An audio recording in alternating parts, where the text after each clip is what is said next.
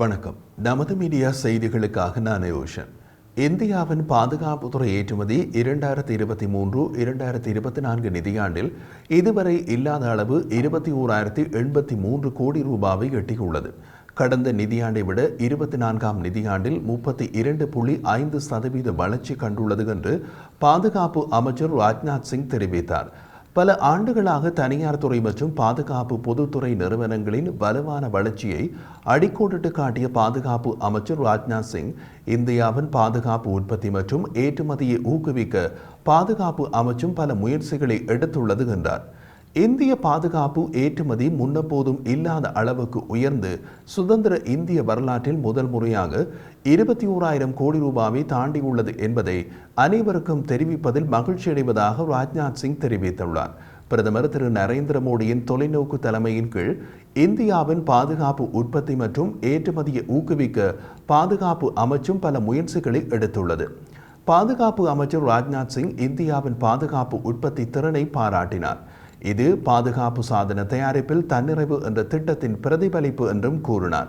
அவர் மேலும் தெரிவித்த போது, இது இந்தியா இராணுவ சாதன தயாரிப்பில் தன்னிறைவு பெற்றுள்ளது என்பதை காட்டுகிறது. உலகெங்கிலும் உள்ள தலைவர்கள் அதை ஒப்புக்கொள்ளுகிறார்கள். 21ஆம் நூற்றாண்டு இந்தியாவுக்கு சொந்தமானது என்றும் பாதுகாப்பு அமைச்சர் கூறினார்.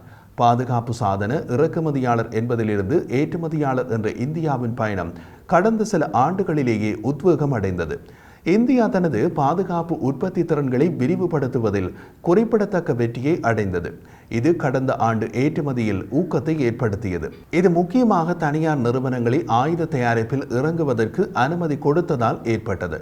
பாதுகாப்பு அமைச்சு முன்பு நடந்த ஆண்டு பாதுகாப்பு ஏற்றுமதியில் ஒரு எழுச்சியை கண்டதன் மூலம் வரலாற்று வெற்றியினை பெற்றது. தேஜஸ் இலகுரக போர் விமானம், ஹெலிகாப்டர்கள், ஆர்ட்லரி சிஸ்டங்கள், வான் பாதுகாப்பு சாதனங்கள் மற்றும் பலவற்றில் இந்திய பாதுகாப்பு தயாரிப்புகளில் உலகளாவிய ஆர்வம் அதிகரித்ததன் மூலம் ஏற்றுமதியில் உயர்வு ஏற்பட்டது.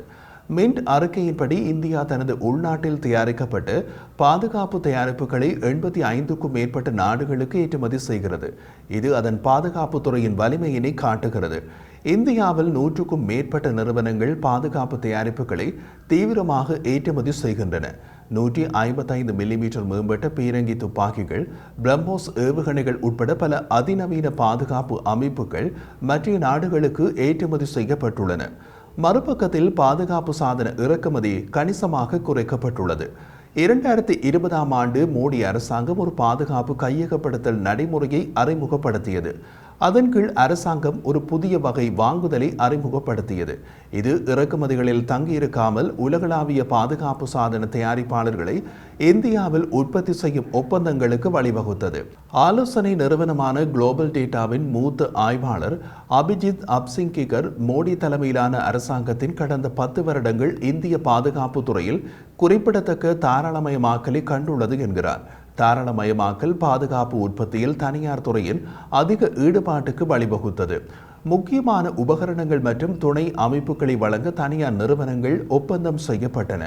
முன்னதாக தனியார் துறை ஈடுபாடு பெரும்பாலும் முக்கியமில்லாத கூறுநிலை துணை ஒப்பந்தங்களுக்கு மட்டுப்படுத்தப்பட்டது. இருப்பினும் இந்திய அரசாங்கம் சந்தையை திறந்துவிட்டதால் தற்போது தனியார் துறை நிறுவனங்கள் வடிவமைப்பு உற்பத்தியில் ஈடுபடுவது சாத்தியமாகியுள்ளது என்றார். இதனுடன் இறக்குமதி செய்யப்பட்ட கூறுகளுக்கு பதிலாக 4,500க்கும் மேற்பட்ட பொருட்களை கொண்ட உள்நாட்டு மயமாக்கல் பட்டியலையும் அரசாங்கம் முன்வைத்துள்ளது.